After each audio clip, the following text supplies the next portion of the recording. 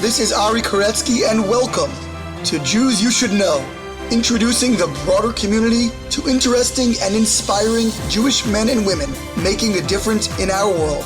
Some are already famous, some not yet so, but each is a Jew you should know. We are back with another fabulous episode of Jews You Should Know, dailygiving.org. I have been telling you guys about it now for quite a few weeks, and I'm just as excited and enthused today as I was the first day I mentioned it. The other day I woke up and got an email, as I do every day, from Daily Giving as one of their daily donors, and it said $8,003 were going to a particular organization, and that meant that we had now crossed the 8,000 person threshold of number of daily individual donors, which is just incredible. I've been watching the total creep up and up slowly over time in the 7,900s, finally crossing 8,000. And hopefully that'll be 9, 10, 20, and 100,000 before we know it, owing very much to you, my wonderful listeners, going to dailygiving.org, signing up for $1 a day, and flexing that daily giving muscle. Meanwhile, an amazing episode today with famed novelist and now nonfiction author Dara Horn. Dara is a brilliant young writer. I say young, she's around my age. We'll call that young still. And she's been very well reputed as a fiction writer for many, many years, Harvard trained, but recently came out with a book that is deadly serious and has been making the rounds on many, many different podcasts and columns. Is incredibly provocative and caused a great stir, I think, in a very powerful way. And that is called People Love Dead Jews. And it's about the state of anti-Semitism, the world's disposition towards Jewish people in our world today and historically. And it's a really, really incredible read and conversation with her, the author. Meanwhile, a reminder as always to follow us on social media at Jews You Should Know, spelled out fully, on Instagram and Facebook. Jews You Should Know with the letter U on Twitter. Subscribe or follow wherever you're listening, especially in Apple. Go up to the top right corner, click on that little plus sign, and start to follow. Spread the word to your friends as well. It really helps quite a bit. Questions or comments, jewsyoushouldknow@gmail.com. And now to our conversation with novelist and People Love Dead Jews author, Dara Horn. We are here with novelist Dara Horn, and Dara has been in the news a lot lately because of a recent book, her most recent book, People Love Dead Jews, which is a rather provocative and fascinating title, which we'll get to, of course. But meanwhile, Dara, how are you? I'm very well, thank you. As well as one can be at the tail end of a bottomless pandemic. How are you? I guess much the same. Yeah, doing pretty well, and excited to be here with you. I've heard your name obviously for many years, as a writer, as an author, and actually your name came up in a previous interview because I interviewed Sarah Hurwitz, the speechwriter who I believe you were at Harvard with, and I think you guys were friends back in the old college days, if that's correct. Oh, and still are friends. Yes. Okay, great, fantastic. So she was wonderful. We had a great conversation. And so she mentioned your name, and that was already a couple of years ago. So anyway, Dara, take it from the top. Tell us where you are from and what your early upbringing was like. Sure. So I am from Short Hills, New Jersey, sadly best known for its mall. The mall, yes. Sadly. Also known for by older readers from Philip Roth's first book, Goodbye Columbus, which is part of it is about like a rich Jewish girl from Short Hills who's dating a poor Jewish boy from Newark, which, and it's like, she's like the only Jewish family in Short Hills that they let her live here. And she gets a nose job to get into Harvard. And like, I read this when I was a teenager and I thought it was hilarious because I went to public school in Short Hills where like probably a third of the school was Jewish. And like, I went to Harvard and like no nose job. rather than getting a nose job to go to Harvard, I learned Yiddish at Harvard. So that tells you like how much things have changed. So I'm from this town in Short Hills, New Jersey, where I actually still live. I'm extremely boring. My children are fifth generation, not only fifth generation Americans, not only fifth generation New Jersey, but fifth generation Essex County. So we're like Tessa Bills here. Yeah, it's kind of, we've been here for a long time. So I live in the town where I grew up. I'm that boring.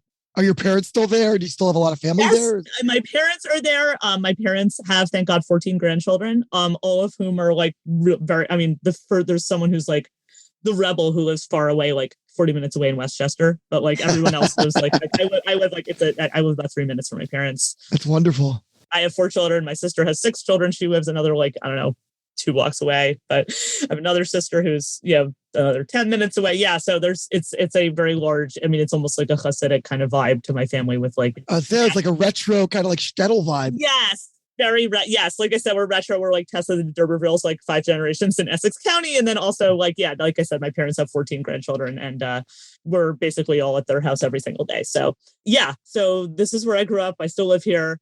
I guess, probably most interested in things like my Jewish education and becoming a writer. And those are, yes, I mean, I could tell you all about. Yeah, so I was going to ask, what was your kind of early Jewish life like? I mean, Short Hills, obviously, as you mentioned, in later years has way more Jews than maybe it once did. It's known now as a very Jewish town, along with many others, of course, in New Jersey. Yeah. Well, this area is in New Jersey is it's like one of like a couple of different like sort of very more Jewish areas of New Jersey. Yeah, so I grew up. I went to people are often surprised that I never went to a Jewish school. I went to a mostly public schools. I did for elementary school. I went to a private school, but not a it was a secular, not Jewish private school. And I always went to public schools or non-Jewish schools. But Judaism is extremely important in my family. My mother has a PhD in Jewish studies and specifically in Jewish education. So this is something that was hugely important to my mother. My mother was, for a while, she was a principal of a Hebrew school. She actually then went back to public school teaching, spent most of her career in public school teaching. But she, this was, something that was very important to us. So I never went to a Jewish school, but I did everything else. So what that means is, I went to the afternoon Hebrew school in the synagogue where like a lot of people maybe don't learn anything. I was the exception. I actually learned a lot there. I went to Jewish camps, like Camp Ramah, that kind of thing. I was the Torah reader for the Hebrew school. Like they had a junior children's congregation. Once I was 12, I was reading Torah every week it was like a, nominally paid job where I was like reading the Torah every week in the junior congregation. After 7th, around Bat Mitzvah, my siblings and I started going to a program at the Jewish Theological Seminary in New York City. They had, it still exists. They have a program for teenagers where it's like, you're taught by the starving rabbinical students. So who I've actually now know some of those now no longer starving rabbinical students. They're probably a little bit older. Yeah. Very nice. Like now they're my colleagues. So I was trained by starving rabbinical students in Jewish texts. And I also, so that was like once a week. That was a big commute to New York because, where we live it's about 45 minutes or an hour from New York. And so we used to, drive in and out of there every Sunday. They had a satellite program in the evenings that I used to go to as well. But then also I was sort of I'm not going to learn Hebrew. There's not enough time to really learn Hebrew. And so this was not for my family. It was sort of my own volition. When I was in high school, I started taking an Ulpan class, an Hebrew language class at the local JCC that was an adult education class. Now I was 15 and I didn't realize when you who takes adult education classes. Oh yeah, no, everybody was, yes, everyone. I was the only person in the class who wasn't retired. So yeah, it was me and all these elderly people who had a lot of time on their hands. And I would be I didn't do the homework today because, I'm in high school and, I'm taking the SATs and they're all filling out their little grammar charts. And I'm nope, not doing the homework. But I did learn enough Hebrew there. And I when I was in high school, I spent some summers in Israel. And so my Hebrew then was good enough when I got to college to I was majoring in literature, but in this department in comparative literature, you had to choose a foreign language to focus on. So it was you were majoring in literature was a way of majoring in the literature of a particular language that wasn't English, basically. So I was majoring in Hebrew literature, but within the literature department rather than Near Eastern studies. So you were reading original Hebrew works and things like that in Hebrew. Yeah. Yeah. And then what happened was, as I moved through college and I was reading these works, I was just really interested in the intersection between literature and religion was really the most interesting thing to me. And so as I was, and maybe we can talk more about that, but and that was something that was important to me since my days as a Torah reader when I was 12, I felt very, and also I was already a writer at that point. I mean, you're being a writer is sort of more being, it's not really a career choice. It's more like a chronic illness, right? I mean, it's you find out it's like you find out when you're 6 that you have asthma, and then you just sort of have to like build your life around that fact. So like, that's kind of what being a writer was like for me. So, I was building my life around the fact that I was a writer and trying to figure out a way to like accommodate this habit. So, but I always felt like very fortunate, even since I was a child, that like I happened to be born into this tradition that was like really into books, right? Where like, and not just really into books, but like, we dance with books, we kiss books. Like, I mean, this is really like, not just like, oh, I like to read, but like, there was like this total like obsession with books. So I felt very fortunate in that. And I was very interested in like this intersection between literature and religion. So when I was studying Hebrew literature, like I was starting with like, more contemporary Israeli literature, but then I kept like moving back in time toward writers who were writing like earlier in the, I moved down through back through the 20th century. And I hit this point where I was reading works by writers who in the late 19th, early 20th century Hebrew writers. And these were writers who like, I would read their work and I would understand every word in a sentence, but I still didn't understand what they meant. Just like the way they were using grammar was strange. The vocabulary they were using was strange. And, eventually I got to this point where I realized I'm like, these people are writing in Hebrew, like contemporary, like they were writing like modern Hebrew fiction, but like they were writing it before Hebrew was revived as a spoken language. So what I eventually realized was like, and this was in the, in the Eastern European tradition, I was like, these are people who are writing in Hebrew, but they're thinking in Yiddish. And so at that point, this is when I was in college, I started learning Yiddish because I was like, the only reason I was learning Yiddish was to improve my Hebrew. Like not to improve my like contemporary Hebrew, for which it's maybe not that useful, but like to improve my ability to read the works of these early Hebrew writers who were reviving Hebrew language. Who were some of the writers that you encountered in that sort of in that realm? This is super in the weeds. No one's heard of these people. Yosef Chaim Brenner is one person who like, I remember reading these novels by him and like, just like hitting these sentences where I'm just like, what are we talking about here? And really being confused, like, we're having this long conversation about like what a word which to me means like airport security, but like somehow in this novel, it means religious faith, right? Like things like that. And I was just like confused about like many things that were happening and even just like basic vocabulary words. Like I remember like super simple sentence, Hu diber el ha'olam, right? And it's about like this guy going to hear a communist speaker, which is something they do all the time in these novels.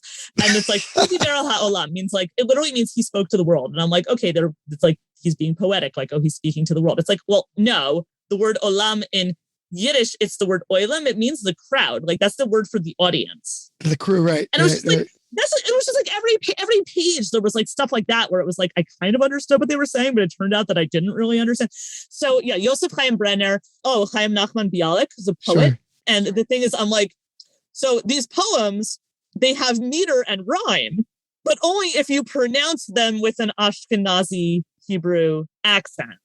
Otherwise, they don't rhyme and they have no meter, because if you pronounce them the way contemporary Israelis pronounce Hebrew, it doesn't work as a poem. So like, it was a lot of stuff like that where I'm just hitting this wall. Mendelem Mocher Sfarim, who wrote in both languages and quote translated his own works from Hebrew into English into Hebrew. Not from Yiddish into Hebrew and vice versa, but like they're not translations; they're like adaptations. Like he would write like the same book in 2 languages, but it was not really the same book. And I was just like, I'm hitting a wall. Berdichevsky, someone else like Michael Yosef Berdichevsky was another writer like this.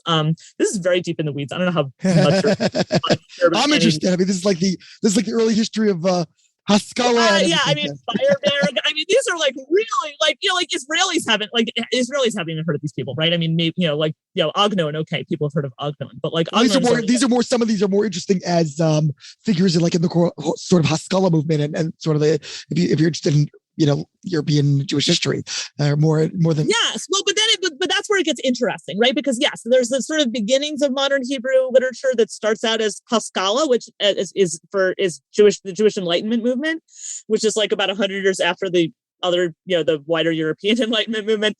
And it's about this sort of like, these thinkers who are like writers and thinkers who are kind of like moving out of traditional Jewish life. But then what you have is this generation of what in Hebrew is called the Telushim, which are like these like, it means they're suspended, people who are suspended. When what that means is these are people who like leave traditional Jewish life, but then there's nowhere for them to go, right? Because like they're not accepted in like contemporary European society. And then a lot of these people end up in, pre-state Israel. But it's like this sort of suspension where like they don't know. And it's just like, because they're leaving this tradition, but their whole lives their whole work as Hebrew writers is dependent on it. So it's this like very weird and very interesting and very weird thing that like, really becomes the basis of like modern Israeli culture.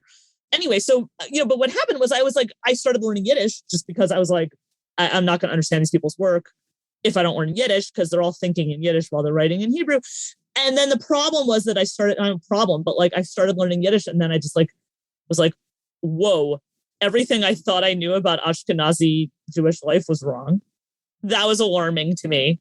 And then I was like, I can't stop learning about this. At this point, I was like a senior in college, and I'm like, I think I have to continue this because, like this just like broke open something for me that like was like kind of shocking. And so what were some examples of things that you found that you were kind of off about?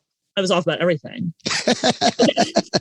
Like all American Jews are off, like, so because like you've been given this like sort of romantic like shtetl nostalgia kind of thing. Like, first of all, like you really don't want to live in a Eastern European shtetl. Like, I mean, like you really, really don't want to live there. Like, I mean, it's like living in like like a village in Afghanistan, like that's run by the Taliban. So like, first of all, you really don't want to live there for like 9 different reasons. But it's not just that. It's like the richness of this literature was really different from this like kitschy image of it that you have from as English speakers in the United States. So like it's their engagement with this tradition is like, it's just so layered and so complex and it's so tied to the language. So it made me realize that a lot of what you sort of think of, I mean, I can give specific examples. I don't know how deep we want to go in here. Go for it. Okay, well, so I'm going to give a super accessible example for your audience because it's something they've heard of, right? Which is the Tevi the Dairyman stories, right? Which is these stories by the writer Shlomo Aleichem that like were adapted into Fiddler on the Roof. Okay, well, the thing is like Fiddler on the Roof like left out a lot. For example, like, one of the daughters kills herself. Okay, they left that out. That wasn't going to fly on Broadway. Like Muttle drops dead. That's, not so great.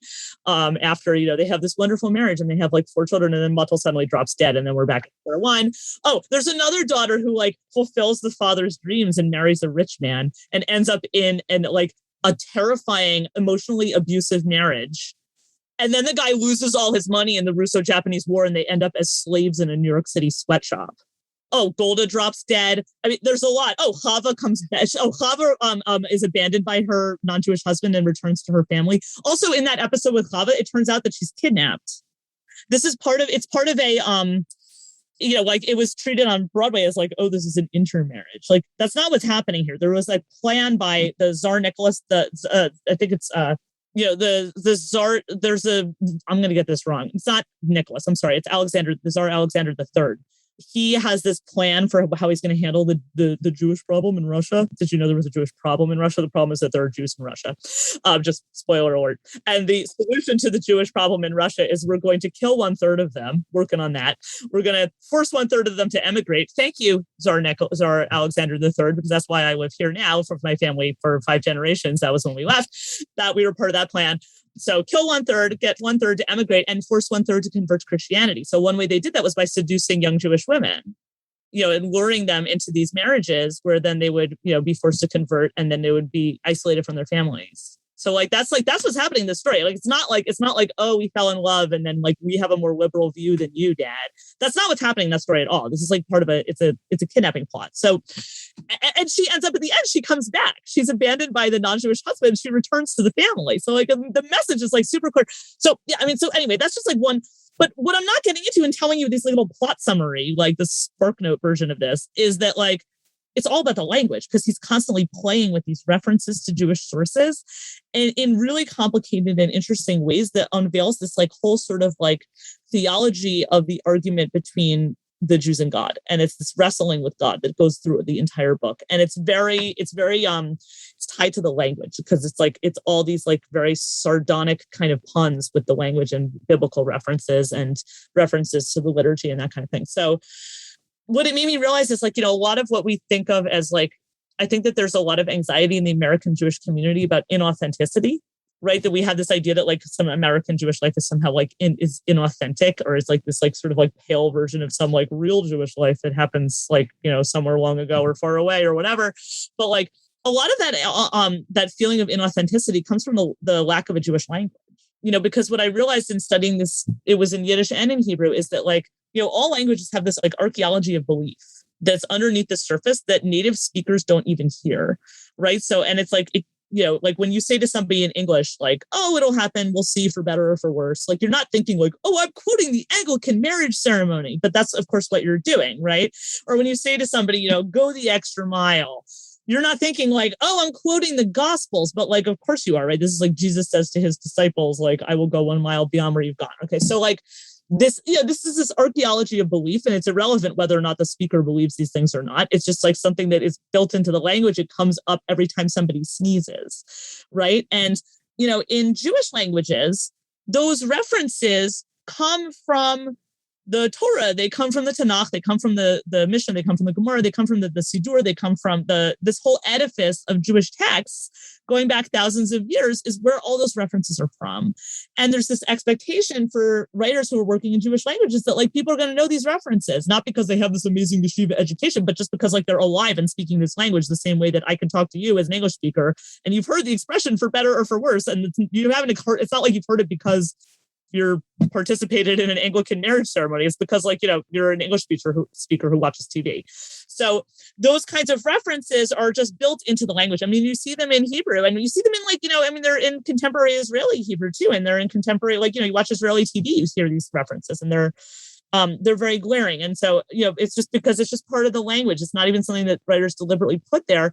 But this goes to like where I am as a writer, because when I started writing my novels, this was what I was doing, right? I had this idea where I thought, I was very jealous of the writers I was studying, and I wasn't jealous of their lives, which mostly sucked, but I was jealous of like their language, of what they were able to do with the language, the kind of layers they were able to peel back from this like, vast, like archaeological, like tell of layers of languages of belief that they're peeling back and accessing even in ironic ways. And I was just so jealous of that, because I was like, wouldn't it be cool if we had this in English?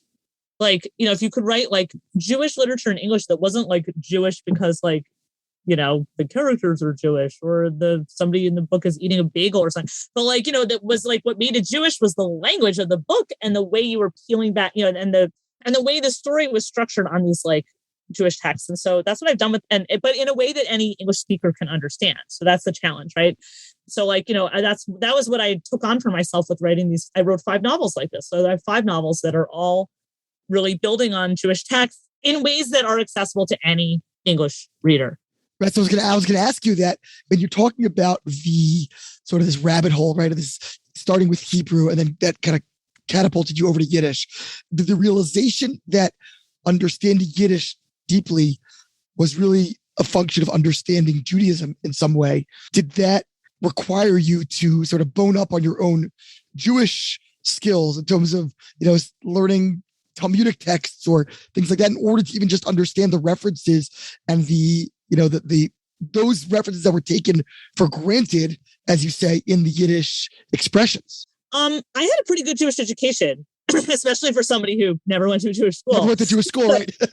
Actually, my husband went to 6 years of Jewish day school, and we joke about this all the time that like, who knows more about this, than, he or I in terms of like our educations. But yeah, no, I have an unusually good Jewish education. So generally, like I can read these authors and I know exactly what I know the references. But like, occasionally there'll become something I don't know, and then I go and learn about it. Yes, it's Salomad, right? I go and learn and whatever the reference is that I don't know. So, but that said, like, I'm sure get to my new book at some point, but my new book does end with like, I did just start studying Daf Yomi in this cycle of Daf Yomi. So we could talk about that, but okay, we're recording on Rosh Hashanah Daf Gimel. That's the yes, that's right. Yes, for those who are following at home. I'm actually a day ahead because I like to read the night before in case I fall behind, so then I don't really fall behind. So we're recording in the morning and I've already read it. So yes, that's where Daf Gimel on Rosh Hashanah. So that's where we are. And I have I started this like and it's in the book why I began it, and it has to do with contemporary anti-Semitism. But yeah, I did start studying Daf Yomi. So yeah, there's always more to learn. I never did Daf Yomi before. I'd studied Talmud in some ways in some very limited fashion in the past, but like was always very frustrated by it and found it super annoying and didn't like it. But then I have a different perspective now. So that was, there were some things I had to learn kind of, but like, and sometimes there would be a reference, but like generally my education was good enough that I could read it and I got it. Yeah. I mean, a lot of people probably wouldn't. Yeah. So now going back, you mentioned that kind of, being a writer is like having asthma, which I think is a great line. It's kind of like a lifelong chronic illness, right? So when do you think you realized initially that you had that quote unquote chronic illness? And like, what was that epiphany? Like, oh my gosh, I'm a writer. I need to organize my life around this reality. I mean, I don't think I realized it was just sort of the reality, right? I mean, it's like I'm compulsively writing from when I was a child, like all the time. And, and also like for me, also the writing was not, it was me, I mean, I think it's different for different writers. Like I was never making stuff up. I was always like writing.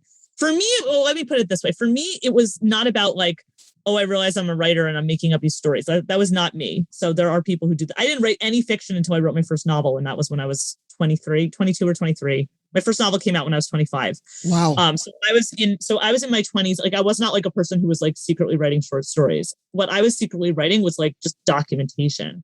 And what I mean by that is like, okay, so when I was about 6 years old or so, I started realizing this like problem of what I think of as like the problem of time. And the simple explanation for that is like, I would like get into bed at night as a child and be like, this day that just ended is gone now. And my question was, where did it go? And this would really upset me because I'm like, what is happening to all these days that are disappearing? And how can we like catch them? Almost like catching an animal in a trap or something. That was what I was trying to do with writing. So like from when I was a child, it was like keeping like diaries and journals. And, I think a lot of people like when they keep a diary or a journal, it's like, it's about like their personal life or their emotions, or like, that's like they're using that to like process. Like I was like not interested at all in my own emotions. Like don't care about I like nothing's more boring to me than my emotions. It's probably maybe less true now that I'm an adult, but like as a child like that. And I get that like there are a lot of people who are like, teenage girls who are pouring out their heart into their journal. Like that was never me. Like I was not interested in my emotions. I was just documenting. Like I was like literally just like, it was like this super boring thing where I was just like, like here's like all the things that happened today. And it was like, not even the things that happened in my life, like things like, I overheard this amazing story from somebody at school about, or like, there was like, oh, like I just heard like there's this like thing my grandfather told me about something that happened with his father. Right. Or like, I was in a museum and I saw this amazing thing in the museum. Like, it was like, just like, and it wasn't like boring, like, here's what I ate for lunch. It wasn't that level, but like, it was, I mean, probably pretty boring to anyone who isn't me, but like, just this like constant, like anything interesting that ever happened, I'm writing it down and I'm capturing this. This is before social media, where now it's like, this is a cottage industry where people like are posting pictures of their lunch every day. Like I was ahead of the curve, right? I was doing those things before it was cool. You had your own private Instagram or something like that. And also, right, like it was not like now people do that as like a way of like, as like a public show. Like I wasn't doing this it was just for me. I was just recording all this stuff. And that was like, to me, and it goes back to when I talked at the beginning about my fascination with literature and religion. Because it's the same problem, right? Literature is like, so let's put it this way.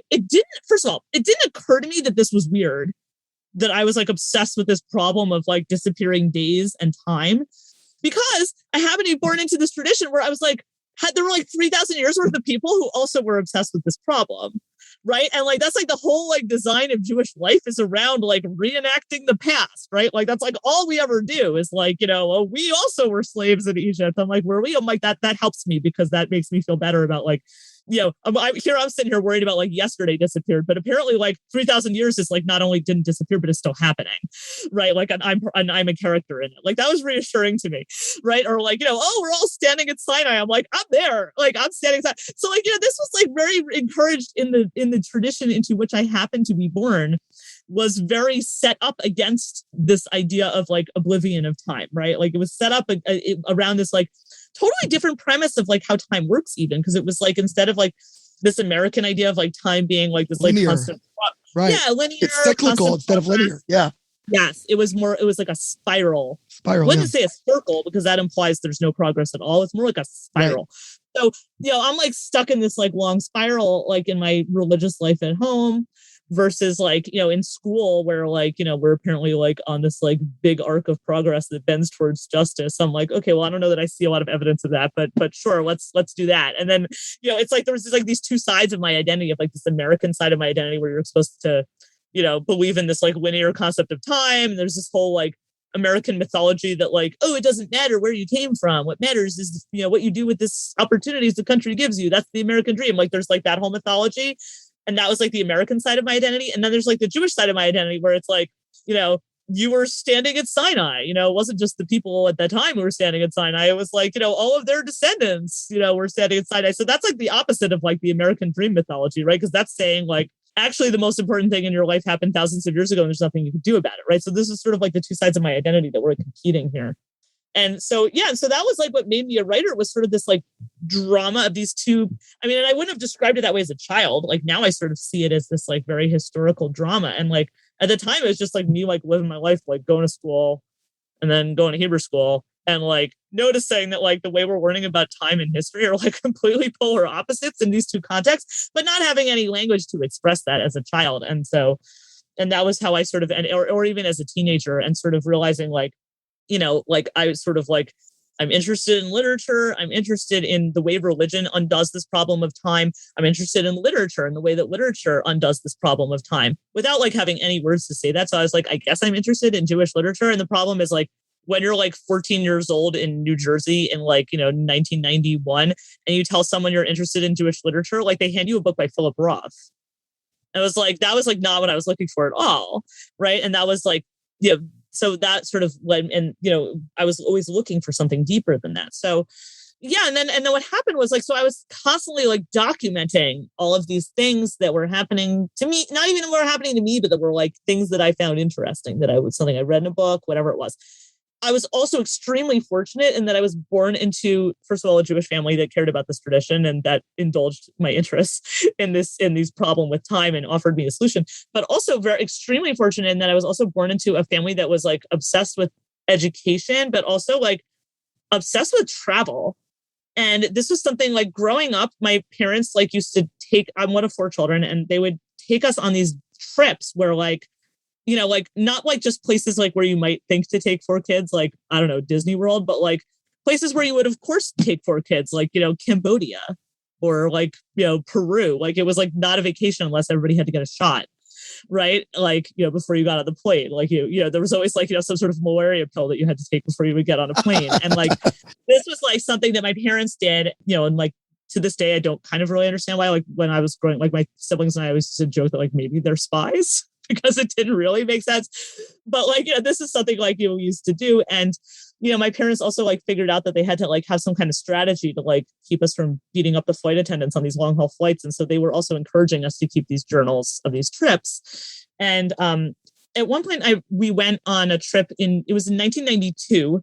So I was, I don't know, like 14. And was I guess I was 14. I don't know. In 1992, we went on this trip that was to Jewish historical sites in Spain.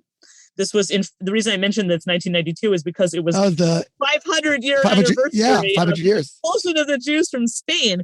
And actually, it's funny because this is the first thing I ever published. So I kept a journal during this trip. And as I mentioned, my journals were not about like my inner feelings. They were just about like stuff I was observing. And so at some point, like my mother asked if she could, she's like, what are you writing all this time? Like, how can you fill? Because I would like, fill up a blank book and then I'd ask for another blank book and fill up another blank book on like a week-long trip. And my mom is like, what are you writing? And I'm like, well, do you want to read it? And, she was surprised that I was letting her read this, but I was like, yeah, it's not personal. It's just like about stuff. Like, I'm just a travel vlogger, blogger. Yeah, that's right. Like now I would like, right. If I were like doing this now, I would have like a vlog or some stupid, right. You'd be a YouTuber nowadays. I would be doing, I guess. Like, I mean, I was writing and I cared about literature. You'd be like, do you see the Peter Sentinella videos? I would be doing something different, right? I don't know. But like, at that time I was just doing this, like, and I wasn't interested in like, I think a lot of those people, like, they're very motivated by the audience. Like for me, it was kind of like, I was just doing this because I'm like, I had this like little private obsession with disappearing time. It's like very hard to explain to normal humans. My mom was like surprised that that I was like, yeah, you can read it. And she read it and she was like, you should publish this. And she was like, she told me to send it to Hadassah magazine because, she was a subscriber to Hadassah magazine. And she was like, here, I'll like mark for you, like which passages you should like type up. Cause it's all like handwritten in my little journal, right? I mean, it's like I'm in 8th grade. And she's like, I'll mark for you. Like, we had just bought a computer. I mean, this is like how primitive this is. She's like, I'll mark for you which parts you should type up. And you should just like send it to them. And I was like, if I were any older, I would have been like, this is stupid. Why would I do this? Like, why would they ever, like, who reads the slush pile? And like, this is, I would not have done this. But at that time, I was like so stupid that I was like in 8th grade. I was like, sure. And I typed all this up and I sent it to Hadassah magazine, which is like a national Jewish magazine. And they called me up and they're like, we want to publish this piece in our next issue. And I was like, okay, sure. And that was my first published piece. And it was about these like, what I now know are quote Jewish heritage sites in Spain. And this is something I write about and this is actually a topic I now have revisited in my new book of this whole idea of like sort of the sinister background behind this idea of Jewish heritage sites. So we could talk about that. But anyway, that was the first piece I ever published. And then did you ever go right back and read that piece, or have you? I mean, I seem to recall that it was titled something like "The Jews in Spain are mainly on the plane." It's like a Dr. Seuss. It was that kind of piece. It was like very sardonic about like, that it's like there's this like industry that's about like, Jewish historical sites, but like there are no Jews here. So like it's a little, and like, I was in 8th grade, or 9th grade. Like, I don't know how sophisticated I was about really understanding like the depth of this, but like now I mean, this is what I'm unpacking in my new book is this sort of very cynical and sinister side beside the world's love of dead Jews. But I was already thinking about this in 8th grade or 9th grade. And so then like, I don't know, like I was like a year later, I was in 9th grade and I won a contest where there was like some contest in my community in New Jersey where it was like, I think it was run by JNF where you could like win a free trip to Israel by like, it was a test about Israeli history or the history. It wasn't just, the state of Israel. I think it was ancient and modern Israeli history. And I was also like, this is another thing about me. I was obsessed with trivia. Like later in high school, I became like the captain of the high school quiz bowl team and we would go to national tournaments. I was on local TV with like the buzzers. I was like a real trivia dork. So I like, my mom was like, oh, you should enter this contest about, it was like this Israel history contest. And, and it was like the structure of the contest was a quiz, like in Israeli history or history of Israel rather. So I like, and they sent out these like textbook that you had to study. I just committed the textbook to memory because I was like, I can do this. This is easy. Like I remember like, every prime minister of Israel, whatever the hell it was. I don't know. Like, every Islamic dynasty that had conquered Jerusalem. There was the Abbasids and then the Umayyads and the Fatimids. Like I memorized all of those. I was like, I got this, and like, and so I just memorized all that stuff. And then there was this contest and it was like, it actually was kind of embarrassing in the community because it was me versus all these day school kids. And the day school kids had learned this as their curriculum. And like, I housed these people and I won this contest and I got a free trip to Israel. And the problem was this is a contest for high school students. And I was in 9th grade. And so most of these high school trips to Israel, you weren't allowed to be in 9th grade. You were too young.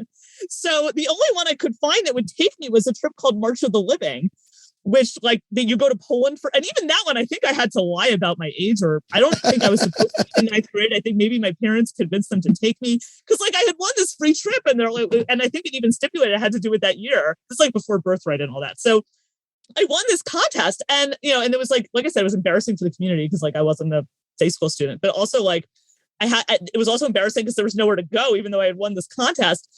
And so I did this March of the Living trip. And it was like a 2-week trip where you go to Poland for a week and then you go to Israel and you go to like all these death camps. Right. And I wrote about this. And again, I was like, okay, it worked last time. I'm going to send this to Hadassah magazine and see if they'll publish it. And they did publish it. But then what happened was that piece was nominated for a National Magazine Award, which is the highest award in the magazine industry. And it was the first time a Jewish publication was ever nominated for that award. I was the youngest person ever nominated in the history of the award. It was like very embarrassing. Like they had this like reception at the Waldorf Astoria in New York for like all the winners. And it was like, I'm like there, like, I don't know, it was all these like Tina Brown and I don't know, Anna Wintour and all those people. And like, you went to order a Shirley Temple. I was there, I still had braces. And like, you had like a +1, but like, we convinced them to make it a +2 because like I brought my parents. right? Because like I didn't have like a date, because I was like, I don't know, I was like a sophomore in high school. I mean, it was very, yeah. So yeah, that was like how I started publishing. So like I was always a writer, and I did have this very early success, because then what happened was that because of this National Magazine Award, I suddenly I met a lot of other magazine editors and who had been judges for this competition. And then, I was able to write for a lot of other magazines after that, because I had this very early exposure, which, to credit to Hadassah Magazine for like reading their slush pile, which wow, which is fascinating. But then you ended up going into fiction, but not so much later, or a bit later after college, which is an interesting sort of jump. What made you go in that direction? Yes. Well, so that was, during college, I was writing, I thought I was going to be a journalist, because as I said, I had never made up a story before. That wasn't my thing. I was always just like obsessed with this like documentation, and and I was like an editor of the college paper, and I did all those, every summer I was like I worked at American Heritage Magazine. I worked at the New, which used to exist. None of these magazines I think exist anymore in the same form, but I worked at the New Republic. I worked at Time. I worked at Newsweek. So like I had all those kinds of jobs during college. But then what basically happened was I graduated from college. After I graduated from college, I had won a scholarship to spend a year at Cambridge University in England, which was kind of, I don't know. I did a master's in Hebrew there. It wasn't like a great place to do a master's in Hebrew, but there was an amazing professor there who I, really, had a wonderful experience with. Risa Dom, who I can, Zichrono Livracha, she passed away a few years ago, but she was amazing, and really gave me an education in Israeli literature, which I hadn't had before in college. I had, but it was, her focus was more on, more like 20th century Hebrew literature. And so that was really important to me. But I had this this is like a sort of stupid piece of the story too, which is that like I got engaged when I was a senior in college. And so we were going to get married. And then what happened was like I won this scholarship to spend this year in England. And the person I was marrying already had a job in the United States. So like he wasn't going to like come move to England with me. And I was sort of like, one thing I could do is like turn down this scholarship. But, I was sort of like, I was just like, I was getting married very young, and I didn't want to like feel like, oh, I'm going to think for the rest of my life, like, oh, what if I had taken this scholarship? I threw it away. Like, I was just like, as a woman, was like very nervous about like giving up opportunities for getting married. And I don't know. So I said yes to the scholarship, but the result was I was really miserable when I was there, because like, I was marrying someone who was like living on the other side of the ocean. And, I was very lonely when I was there. I wasn't so into like warm beer and soccer hooligans. And, that's like the whole social life there is like a lot of like people in pubs freaking out about soccer. I don't know. It was just like, it was a very lonely year, and I had a lot of time on my hands. And that's really what happened was like, I had so much time, I was doing this master's program, but it wasn't very taxing compared to what I'd been through in college. And so that's when I started writing the first novel, because it was sort of an opportunity I had. I talked before about that idea of, I want to turn English into a Jewish language. And I was sort of suddenly like, I had this year where I just like had all this free time that I never had before. And I'm just like, this is an opportunity to try that. And so that was when I wrote my first novel, was during that year. And then I published it after I came back to the United States. I got married, started a PhD in Yiddish and Hebrew, and published the first book. Because I really want to flash ahead to the most recent book. Yes. But give me just a 1 or 2 minute synopsis of the novels that you've written, like what they were about. And do you feel that you accomplished that goal of creating that layered, English, Jewish kind of experience? I mean, I hope I did. So yeah, I wrote 5 novels that were all of them are about Jewish life and Jewish history, but explained sort of like introduced from the inside. So, and they're on all different topics. So I have a novel about Soviet Yiddish writers and artists. But it's also like, the novel is basically, it's about Marc Chagall. It's about a theft of a Chagall painting from a Jewish museum during a singles cocktail party, which was based on a theft that actually happened at the Jewish Museum in New York City. Somebody was at a Jewish singles mixer at the Jewish Museum and walked out with $1 million painting by Marc Chagall. So it was about that, but it goes back. So it starts with this like heist at the Jewish Museum of this Chagall painting, but then it goes back into the life of Marc Chagall, whose first job as a young man was like it was at an orphanage for Jewish children who'd been orphaned by the pogroms during the Russian Civil War.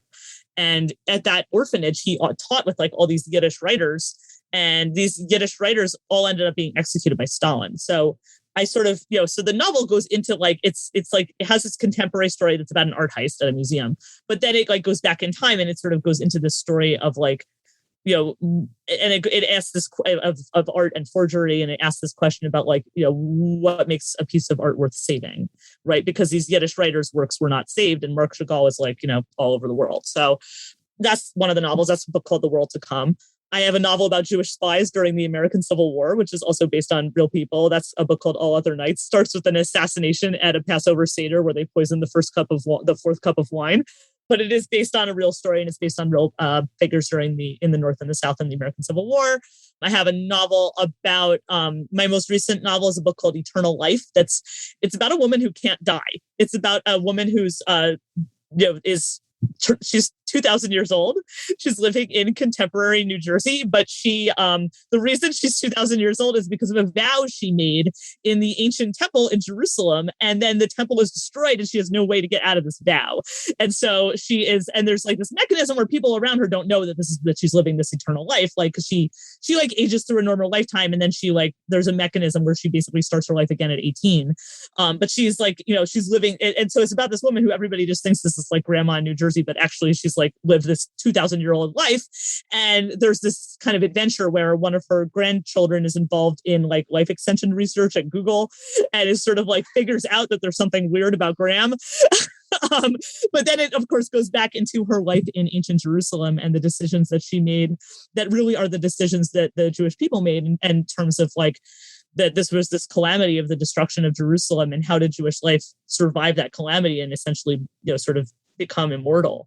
And that one sounds like a real throwback to your obsession with time and kind of, Of course, all my books are about this obsession with time. Yeah, there's another book that's about, it's actually a kidnap thriller about a software developer who gets kidnapped in post-revolutionary Egypt, but the story goes back in time to the discovery of the Cairo Geniza, which is this like vast trove of documents that were discovered that is like documents the whole history of medieval Jews. And, Maimonides is a character in that book. But it's about this, all my books have this like sort of contemporary layer that's like about something that's like, it's about an art heist. It's about a kidnapping. It's about, there's always like this like kind of adventure that you're part of. So like, you can always like read this book on the beach and it's just like a kidnap thriller or like a, art heist or whatever, but like, or spy novel. They're all like that, but they all incorporate all these Jewish sources, and they do it in a way that like introduces the reader to them. It's not like, it's not like it has footnotes. You know what I'm saying? Like, it's like you are brought along on this adventure. And in order to understand this adventure, these are some of the clues you have to sort of use to piece together and to solve and to participate in this adventure. And I bring the reader along for all of that. So no, I do think it was successful. One thing that surprised me though, is that like, you write one book, but then it's like everybody who's reading your book is reading like a different book than the book you wrote. So, which is actually kind of great because they're often reading a better book than the book you wrote. And so what I found, it's like, I have a lot of non-Jewish readers, and a lot of religious Christian readers, actually, because, those people know the Bible, right? They're sometimes a lot better than the Jewish readers do. So if I have books that are dealing with biblical material, they often are very interested in that. But, but these are books that like, my editor, I've had the same editor for all of these books. I'm at the same publishing house, Norton, and it's the same editor for all 5 of these books, plus now the new nonfiction books. So all 6 of my books. My editor is not Jewish. And I remember the first time I ever spoke with her, I remember her saying, with my first novel, which again is about Jewish history.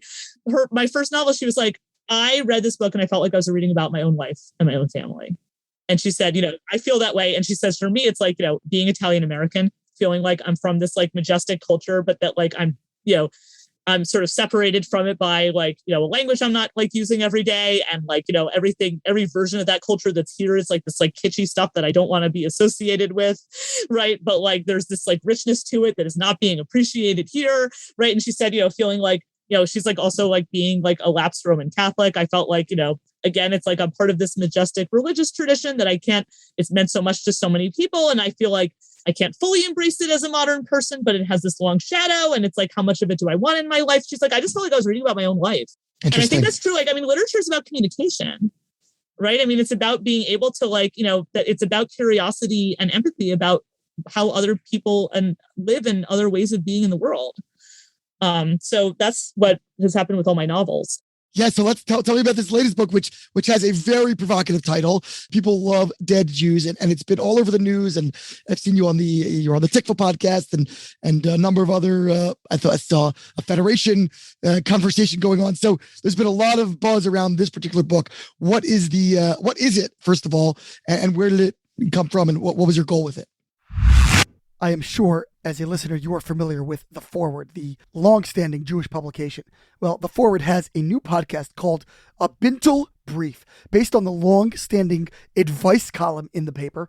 It is now turned into an audio advice column where you could get interesting answers to fascinating questions from Gina Green, who is a movement builder, very active in the Jews of Color initiative, as well as Lynn Harris, a writer and activist, also a comedian, and a former advice columnist for Glamour and other print magazines of blessed memory.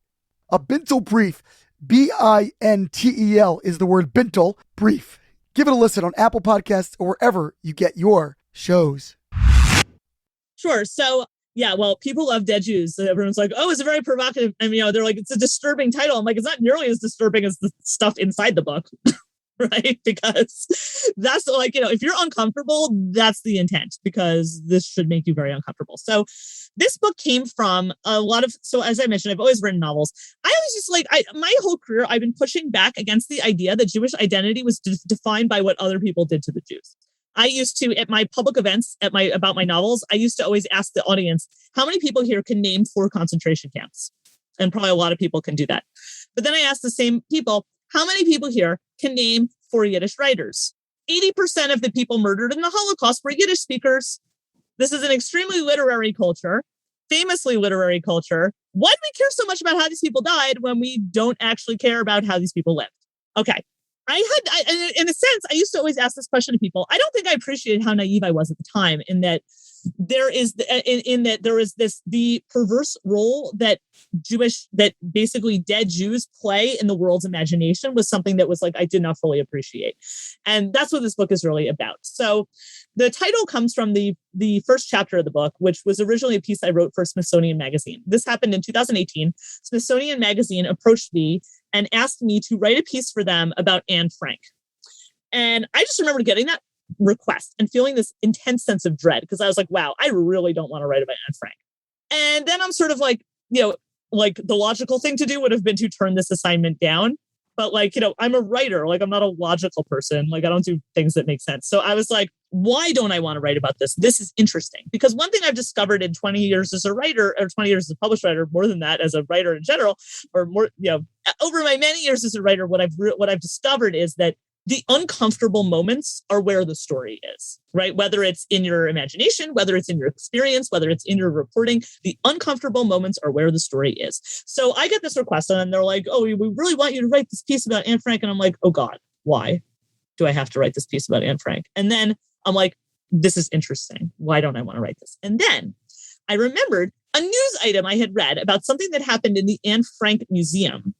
This is in earlier that year. So this is in 2018. So Anne Frank Museum, I'm sure all your listeners know what it is. It's these where Anne Frank and her family were hiding. This building is now this blockbuster museum in Amsterdam where they get, before COVID, it was 2 million visitors a year. In 2018, there was a young Jewish man who was an employee at this museum, and the museum would not allow him to wear his yarmulke to work. They made him hide it under a baseball hat. And he appealed this decision to the board of the museum. And the board of the museum then deliberated for 4 months and finally decided to relent and let this employee wear his yarmulke to work. And I had read that news story and I just thought to myself, 4 months seems like a very long time for the Anne Frank Museum to ponder whether or not it was a good idea to force a Jew into hiding. And I'm like, there's something going on here that really that is really not a mistake, right? It may be a PR mishap, but it's not a mistake. And what I've realized is that there's this erasure that Jews are required to do of their own, that Jews are required to erase their own identity in order to participate in public conversations and in order to gain public respect. And then I was like, this is interesting. And then I actually just like was going on Google and trying to find this news story that I had read earlier in the year. And in the process of that, I found an even stupider thing that had happened at the Anne Frank Museum like 6 months earlier, which is when like visitors had noticed something weird about the audio guide display. You know, like the audio guide, it says like, they have like 15 languages and it says English. There's a little British flag. It says Francais. There's a little French flag. They have all these languages until you get to Hebrew, no flag. I'm like, again, PR mishap, but not a mistake. And so like the museum has since corrected these things, but like this is a much bigger problem going on here. And the way I put it in the piece I did write for Smithsonian, my very first line of my essay about Anne Frank is, people love dead Jews. Living Jews, not so much. And what happened was that piece came out in Smithsonian Magazine in the fall of 2018. And about, I don't know, a week after that piece came out was the shooting at the Tree of Life Synagogue in Pittsburgh. Within hours of that attack, the New York Times calls me and was like, we want you to write about dead Jews. And I'm just like, you know what? Eventually, as I put it in the book, what happened was I became the New York Times' go-to person for the emerging literary genre of synagogue shooting op-eds. This was not a job I applied for. Right. And I just sort of like this is sort of like a long string of assignments where I started just thinking, I noticed that all my editors at like mainstream publications, there's one thing they want me to write about, and it's dead Jews. And I was like, this is interesting. Why is this happening? And that's what I dive into in this book, is this like, and the book travels around the world. I go to a city in China. I go to a lot of different places. It goes to a lot, there's a lot of different sort of instances of this situation, but it's basically this idea that there's a wider non-Jewish world that tells stories that people tell stories about dead Jews that make them feel better about themselves.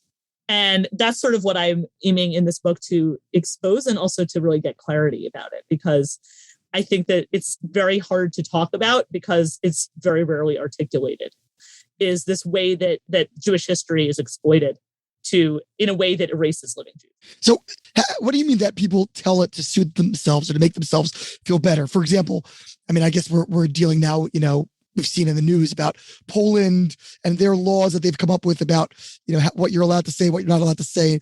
Is that an example of what you mean? Or what, let's say from the most, Holocaust obviously being the most pronounced example of people, the dead Jews complex.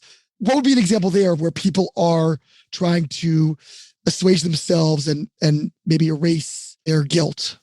Yeah, well, partly it's erasing guilt, and that you could talk about historical sources like that. And so another example I give, so specifically to Holocaust remembrance, there's an example I have in the story. I have an essay in the book about this Auschwitz show that was in Lower Manhattan. This was a museum show. This massive museum show was this blockbuster show that was about. It was, a show about Auschwitz. It was on exhibit at the Museum of Jewish Heritage in downtown Manhattan. I don't think it's still there. I think it may have moved. But, and the thing is that, and that exhibit, when it opened before the pandemic, it got like wall-to-wall news coverage, all entirely positive. And what I thought was interesting about that is that, a lot of these like Holocaust museums that have been built in the past like 30 years, like the one in Washington and all that, like they're usually built by like Jewish philanthropists or like Jewish nonprofit groups. And like the premise was that like, Holocaust education was going to prevent anti-Semitism, right? It was like people would come to these museums, see where hatred can lead, and then like, they would then stop hating Jews. Well, I mean, 30 years later, I think we're in a position to evaluate whether or not this was effective. And I think we can reevaluate it. But what's interesting to me about this show, and this is where we get to the cynicism, this show is not made by like these nonprofit Jewish groups. This show was created by a for-profit European company whose business is blockbuster museum shows.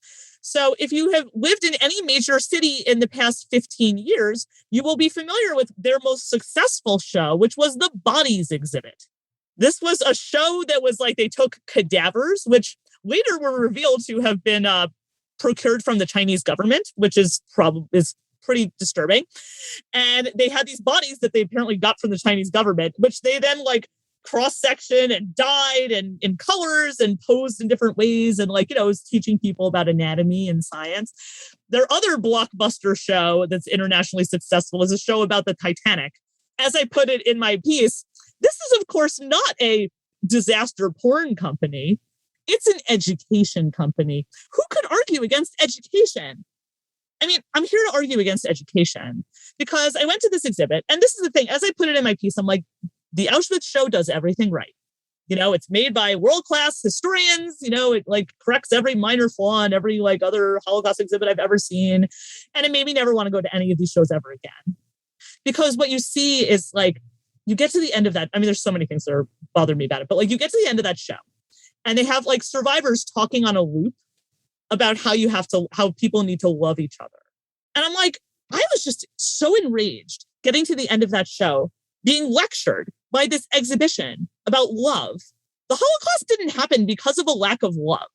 It happened because entire societies abdicated responsibility for their own problems and blamed them on the people who have always represented since, the idea of responsibility, because Jews are the ones who introduced commandedness to the world. So, and it's like, ooh, there's this big mystery of like, why, how could this happen? It was like, there's a mystery here. Like, people will do absolutely anything to blame their problems on other people.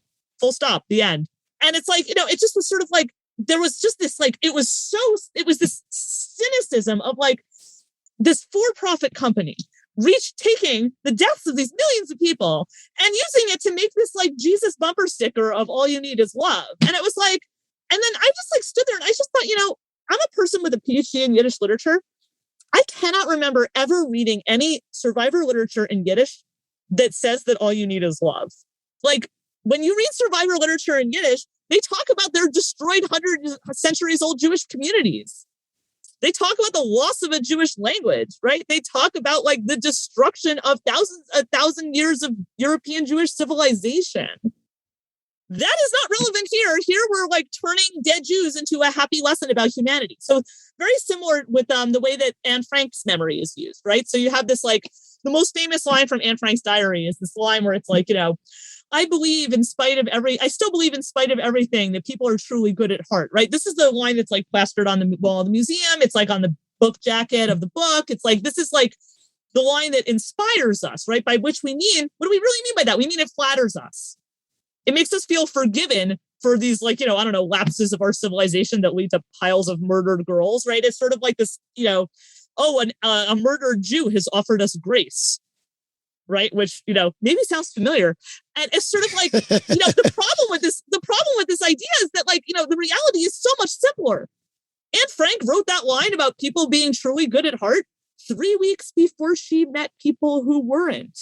She wrote that line in her diary 3 weeks before she's arrested and deported to Auschwitz. Guess what? When she's arrested and deported to Auschwitz, she met people there who were not really truly good at heart. And that's the part we don't want to hear, right? And so when I say like, we tell a story that makes us feel better about ourselves, I'm going to give you a contemporary example that has nothing to do with the Holocaust. We have been teaching people in this country about, there's this whole educational effort, which is, way beyond the Jewish community, about diversity and bigotry. And, we've been educating children not to be bigoted. And the way that we do that is by saying, people who are, look at like Jews or whatever group, the reason you're bigoted against them is because you don't realize that they're just like you and me, right? That's the message we teach children. Jews are just like you. They're people just like you and me. This other group, fill in the blank, is just like you and me. And that's the message that we send to get people to to not be bigoted. Okay, well, there's a couple problems with that. The first problem is Jews spent 3,000 years not being like everybody else. Like, that's the sort of premise of Judaism, right? Like, uncoolness is Judaism's brand.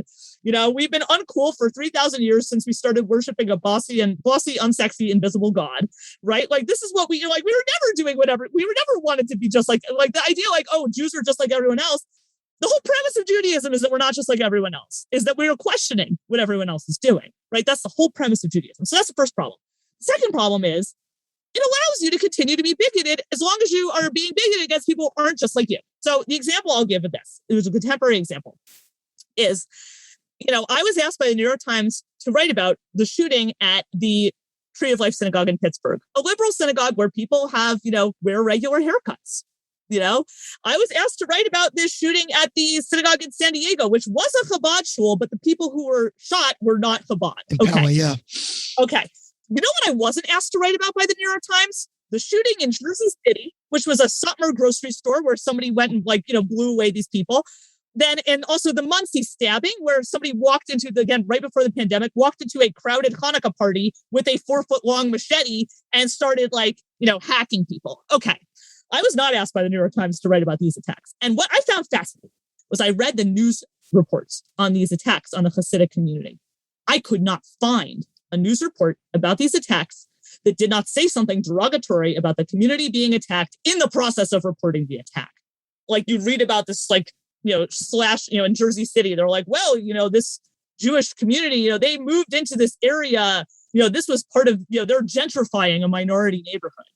And I'm like, well, okay, first of all, that's a little strange because these people were actually in Jersey City because they're fleeing gentrification. They were priced out of Brooklyn, right? Number one. And number two, these people are highly visible members of the world's most historically persecuted minority, right? This is not the unharassed majority here. They're And number two. Number three, is there really this murderous rage against gentrification? Because are people walking into Blue Bottle Coffee with automatic weapons and blowing away white hipsters? Because I don't see that happening. I don't think gentrification is the problem here. Same thing with the attack in Muncie. Every single article about the attack in Muncie was there was this zoning battle between Hasidic and non-Hasidic residents, which, first of all, irrelevant because the perpetrator was from a town 45 minutes away. So I don't think he was expressing his dislike with the town council. Second of all, do we normally resolve municipal disputes with the machete? Because silly me, I left mine at home when I went to the last school board meeting. Why are we pretending that this is okay? Because and then when I realized this, the only reason that these news articles are writing it this way is to send a signal to the public that these people deserve it. And that is the limits of what we have taught children about diversity. We have taught them, we've sold them a false bill of goods that diversity is about, people who are from a lot of different backgrounds, but who see things our way. Right, the melting pot instead of the salad bowl kind of. Well, it's not even just that. It's this idea that there are some people that it's totally fine to hate. That's what we're really teaching, and and it's because we have sold people this story that the reason we don't hate Jews is because Jews are just like everybody else. It's but then the problem is, what if they're not like everybody else? And I think that's the failure, and that's the larger society. It shows the limits of the idea of diversity, and I think we can do better. I think we can have a conversation about diversity where it's about what lots of different cultures really bring to the table. And I think that Judaism and Jewish culture has a lot to bring to that conversation because Judaism is a counterculture, right? It is a counterculture that weaves its way through the history of the West and exists throughout the history of the West and really calls into question a lot of the premises of the history of the West. And I think that that's something that is really worth talking about and where you have a lot of wisdom to draw from. Why do you think people love dead Jews? Like I said, because it makes them feel better about themselves, right? That's if you notice, there's this pattern we have now, and it's it happens whenever there's some person in Washington or some celebrity who says something vaguely anti-Semitic or anti-Israel, the solution is let's drag them to the Holocaust Museum. Well, yeah, because that costs them nothing, right? How hard is it to say Nazis are bad? Okay, we can all get behind that. Nazis are bad. But that does not require you to engage with living Jews, which would, like I said, would mean something different. It would mean talking to people who maybe don't agree with you. It would mean talking to people who maybe have different beliefs than you. It would mean talking to people that have a different perspective on history than you have. It would require actual work. It's something there is emotional work that is being done by this idea that I learned about the Holocaust and therefore I'm a better person. You know what? Because next to the Nazis, we all look pretty great, right? That's what I mean when I say people tell stories about dead Jews that make them feel better about themselves because we all look great compared to Hitler, right? I mean, and this is the problem. It's there's this idea that it's really important for us to learn about the Holocaust because, those who forget history are bound to repeat it. Okay, true, fair, fine. But the problem is what that has come to mean is that anything short of the Holocaust is not the Holocaust. The bar is a little bit high. And to me, that's the real problem. It's you're not really, there's something so cost-free about it. And I think that that's the same dynamic you see in other parts of the world. It's in my book, but I also wrote about it recently in a piece in the New York Times about the last Jew of Afghanistan, where, there's this dynamic that goes on. There are many, many countries in the world that have basically destroyed their Jewish communities or expelled their Jewish communities. And maybe there's one Jew left or very few. The entire Arab world, basically, if you think about it at this point. Yes, almost the entire Arab world. The whole Arab world, absolutely. The whole Muslim world, a lot of Europe as well. And, there's vast swaths of the world where there are no Jews, but where now the local government or population is like, they pine for the dead Jews and, they're making a museum or whatever, and it's like, and the way I put it in the book is like, these places are called Jewish heritage sites. And that is like, that term is like a brilliant piece of marketing because, it sounds so much better than like property seized from dead or expelled Jews. Like, who wants to go to that?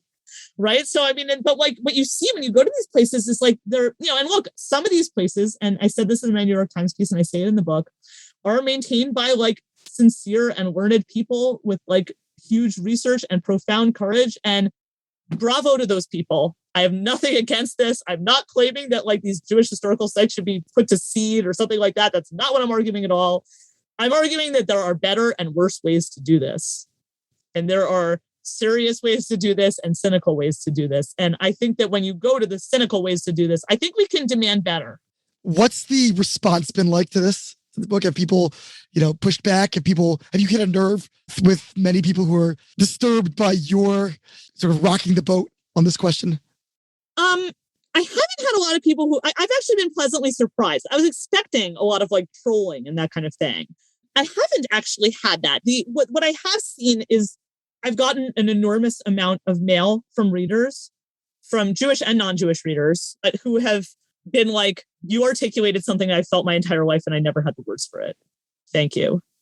And normally it is very gratifying for me to get like mail from readers who are like, I love your book.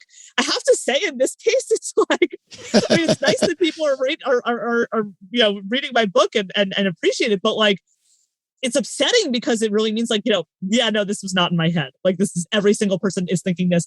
And it's also like what's shocked me is like the range of people who have been sending me mail. Like I'll hear from 70-year-old rabbi whose parents are Holocaust survivors. And this has bothered me my whole life. But then from 20-year-old kid who has one Jewish grandparent, has zero Jewish education. And it's like, I felt uncomfortable about this my whole life and I never knew why. Like just the range of people for whom, as you said, this hit a nerve. And also and non-Jewish readers who see in this a deeper problem with our broader society, right? I mean that I've had non-Jewish readers who wrote to me that are like, this reminds me of the way Native American history is abused. I'm like, yeah, it sure does. I was recently on a podcast called Tell Us the Truth, which was it's a podcast that's kind of about as what we now call, I guess, marginalized identities or something like that. And, I'm having this conversation with this man who's, the man who's the host of the podcast. And, we're having a conversation about Black history and about the ways that people are like, yay, Martin Luther King. We checked that box. We had Martin Luther King Day. We're good. Right. I mean, there is an argument to be made that anti-Semitism is different from other forms of bigotry, which it is. And the reason it is because unlike other forms of bigotry, it's not just about looking down at people. It's a conspiracy theory.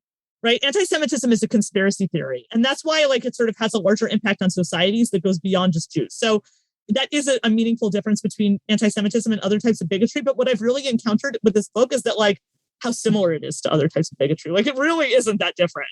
It really is systemic. It really is something that's built into the way we teach children.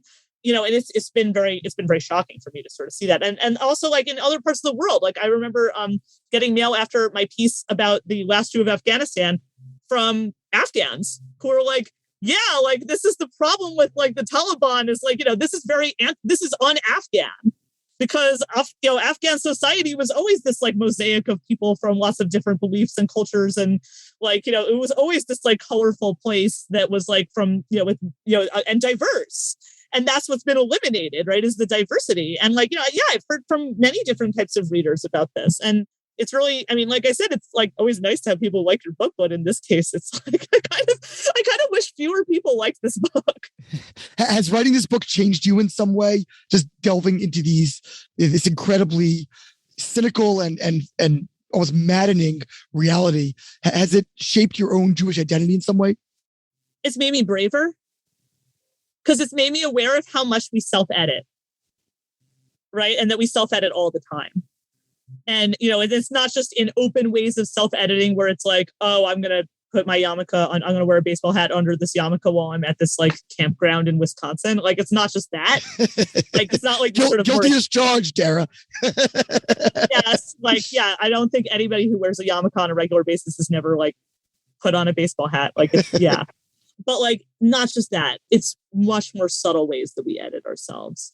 Like that idea that like, you know, like I had this conversation last night with Abe Foxman, and this it was a conversation sponsored by Jewish Week Confederation. You know, we had some disagreements. I'm sure. But what was interesting was, you know, there was some point in that conversation where he was like, well, you know, we were talking about like, what do you do about this? And I said, think if we like taught people, you know, think about like what's in the social studies textbook about Jews. Like public school social studies textbook. If it has ancient history in that textbook, then there'll be a paragraph about the Israelites, which, you know, they don't even mention that the Israelites, by the way, are Jews. That doesn't come up. They might as well be, you know, the Phoenicians. They're like people from a long time ago who are dead. Like, who cares? And then there's a chapter at the end of the social studies textbook about the Holocaust. So it's like, you know, Jews are people who get murdered, and we're supposed to learn something from their murders. Like that the purpose of Jews is like for their murders to teach us something. Like that's the role they play. And I was just like, you know, what if we were to teach people about the role of Jews in the history of the West?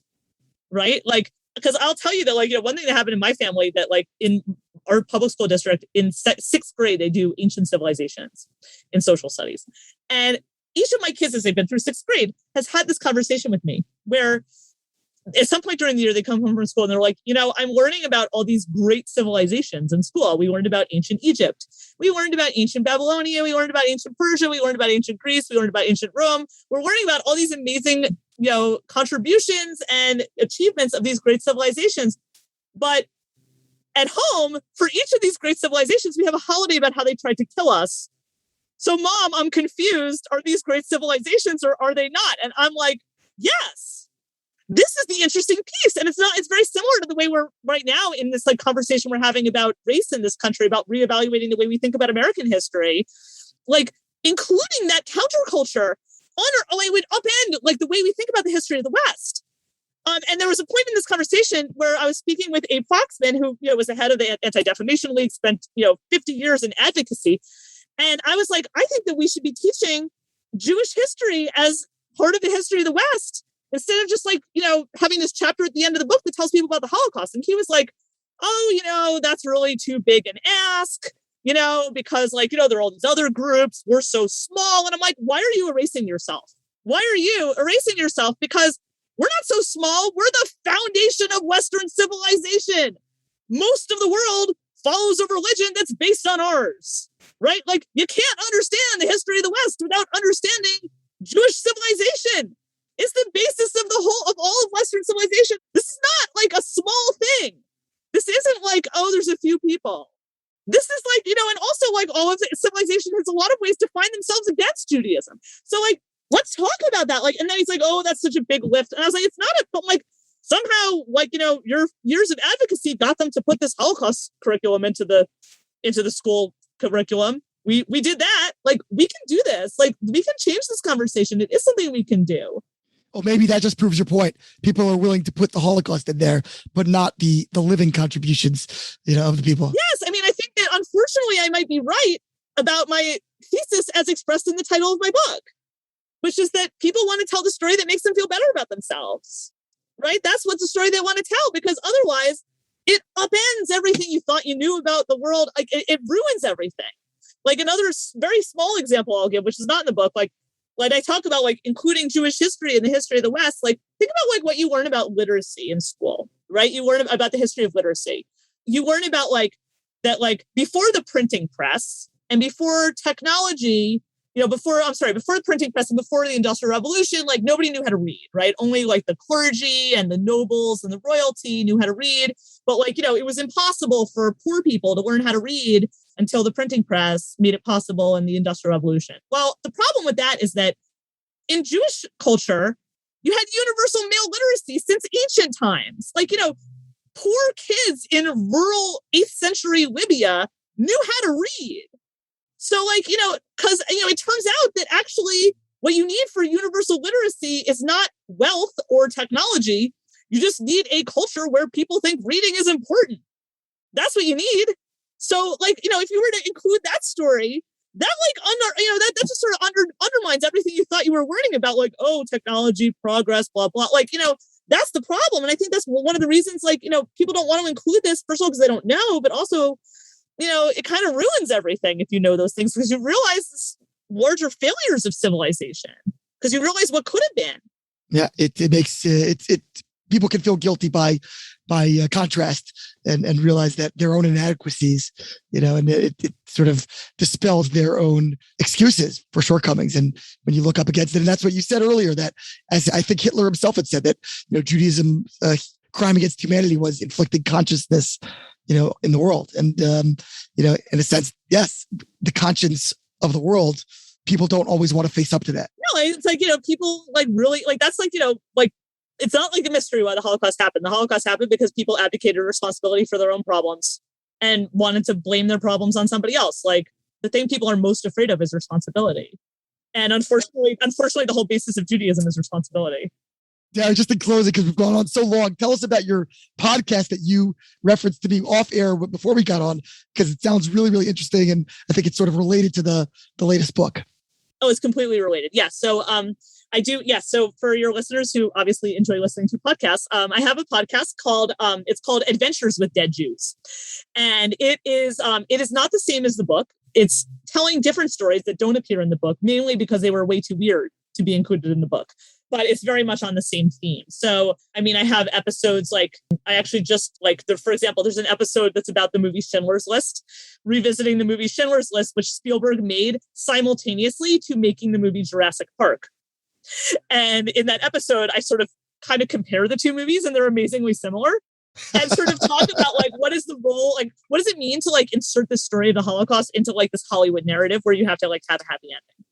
What does that require of us as viewers? How are we participating in that story? What does that tell us about the way we want to think about Jewish history in public? So that's one example. I have another episode that's about a bizarre Japanese attempt to create a Jewish state in Manchuria.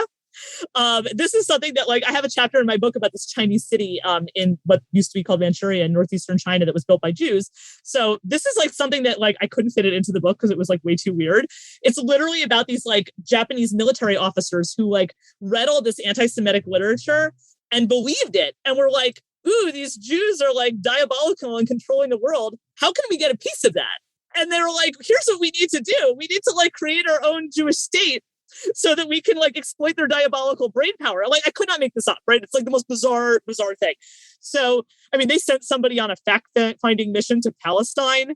Like, they literally sent this like Japanese military officer on his own like little like 1927 birthright tour. Like, it's very, very weird. So I have an episode about that. Some of it is drawn from research I did for my novels. I have an episode about the Cairo Geniza, and I have an episode about Jewish spies during the Civil War, specifically about Judah Benjamin, who was the Secretary of State of the Confederacy.